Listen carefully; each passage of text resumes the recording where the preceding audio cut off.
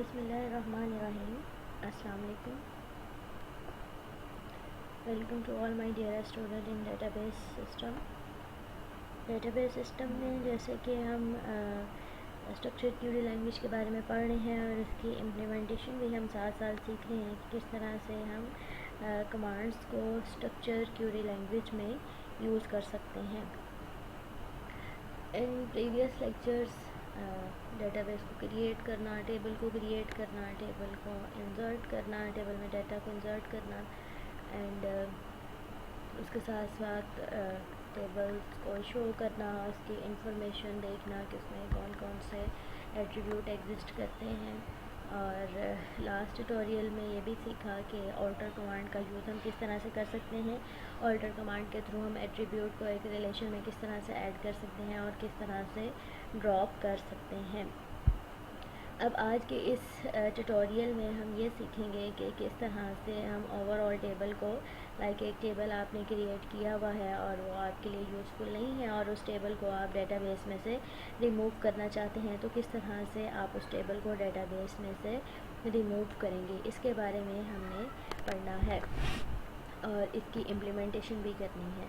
तो मैं आपको माई सीक्वल ओपन कर लेती हूँ। माई सीक्वल में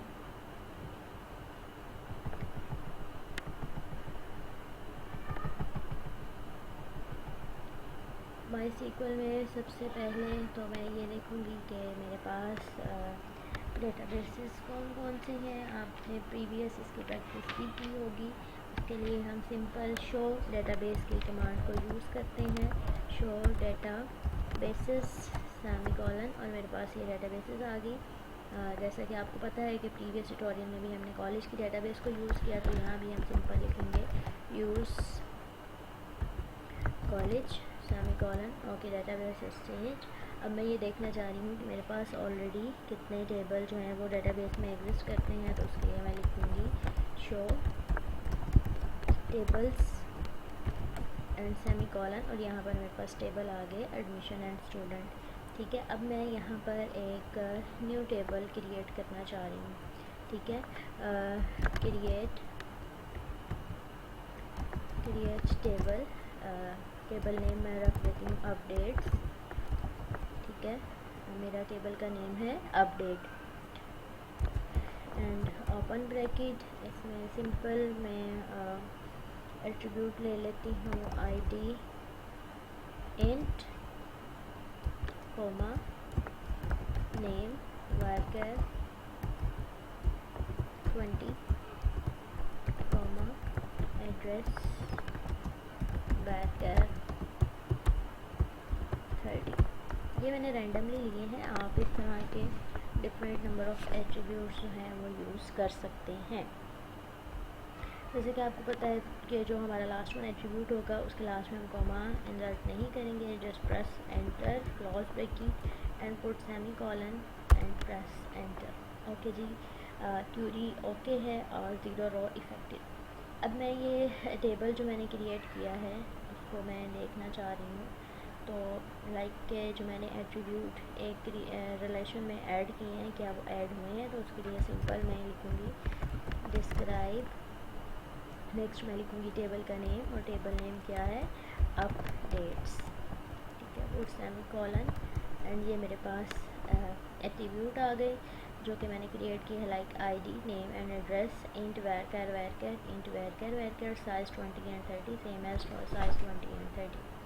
अब मैं इसको अपने टेबल्स में देखना चाहिए। जैसे कि यहाँ पर ये जो मैंने हाईलाइट किया है, यहाँ पर देखें कि मेरी कॉलेज की डेटाबेस में admission and student 2 table exist करते थे। अब मैंने एक न्यू टेबल बनाया है जो कि है अपडेट्स। तो मैं यहाँ पर ये देखना चाह रही हूँ कि क्या ये भी मेरी डेटाबेस में ऐड हुआ है या नहीं। तो उसके लिए मैं लिखूँगी show tables, put semicolon and press enter. तो यहाँ पर आप देखेंगे जो मेरे पास आउटपुट आई है उसमें एडमिशन स्टूडेंट एंड अपडेट। अब यहाँ पर ये काम जो है वो ऑलरेडी हम पहले भी वीडियो में सीख चुके हैं। अब यहाँ पर जो बेसिकली मेरा काम है वो ये है कि जो मैंने टेबल क्रिएट किया है लाइक अपडेट्स, इसको मैं ओवरऑल को रिमूव करना चाह रही हूँ। ठीक है, तो उसके लिए जैसे कि आपको पता है कि हम ड्रॉप कमांड को यूज़ करते हैं। तो यहाँ पर मैं लिखूँगी ड्रॉप टेबल और नेक्स्ट मैं लिखूँगी टेबल नेम जो कि है updates and put semicolon and press enter. Okay जी, मेरी क्यूरी ओके है, 0 रो इफ़ेक्टिव। और नेक्स्ट टाइम आ जाता है कितने सेकंड्स में आपकी क्यूरी जो है वो आउटपुट पे शो हो गई है। अच्छा, अब क्या किया है मैंने कि जो मैंने रिलेशन बनाया था उसको मैंने रिमूव कर दिया है। तो अब मैं इसको किस तरह से वेरीफाई करूँगी? अगेन मैं लिखूँगी शो टेबल्स कि मुझे टेबल्स शो करवाएं, और यहाँ पर देखें कि हमारे पास 2 ही टेबल रह गए हैं, एक एडमिशन और एक स्टूडेंट। जो मैंने टेबल रिलेशन बनाया था अपडेट्स का, उसको मैंने ड्रॉप कमांड के थ्रू, ये मेरी ड्रॉप कमांड है, और इस ड्रॉप कमांड के थ्रू मैंने उसको रिमूव कर दिया है। ठीक है, यहाँ पर बहुत ही आसान और बहुत ही सिंपल इम्प्लीमेंटेशन है। ड्रॉप कमांड को यूज़ करते हुए हमने जो रिलेशन क्रिएट किया था उसको हमने रिमूव कर दिया। इसी तरह से जब आप एक डेटाबेस की बात करते हैं तो डेटाबेस हमारे पास क्या है? कलेक्शन ऑफ रिलेशंस हैं, ठीक है, जिसमें नंबर ऑफ टेबल्स जो है वो एग्जिस्ट करते हैं। तो समटाइम हमारे पास ऐसे भी टेबल एग्जिस्ट करते हैं जो कि यूज़लेस होते हैं, मीनिंगलेस होते हैं। तो ऐसे रिलेशंस को हम रिमूव कर देते हैं और उसके लिए ड्रॉप कमांड का यूज़ किया जाता है। और मैंने ड्रॉप क्यूरी को यूज़ करते हुए आपको इसकी इम्प्लीमेंटेशन के बारे में भी बताया कि किस तरह से सीक्वल माई सीक्वल को यूज़ करते हुए आप एक डेटाबेस में से रिलेशन को रिमूव कर सकते हैं।